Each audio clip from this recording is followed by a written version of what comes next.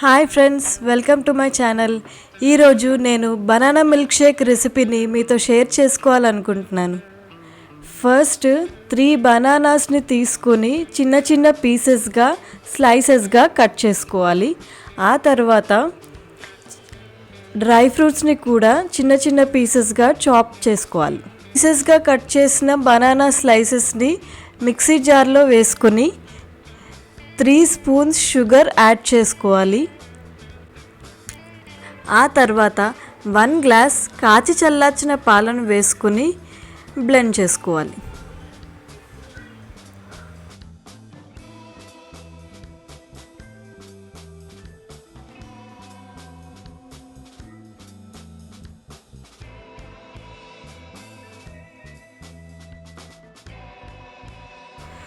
ఇప్పుడు ఫ్రీజ్ చేసుకున్న milk క్యూబ్స్ని add చేసుకొని లైట్గా బ్లెండ్ చేసుకోవాలి.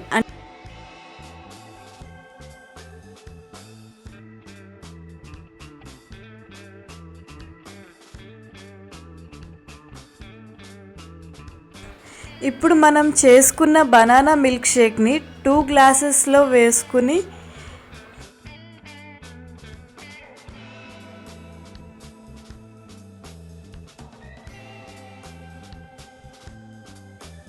ఒక స్పూన్ హార్లిక్స్ వేసుకొని డ్రై ఫ్రూట్స్ యాడ్ చేసుకోవాలి.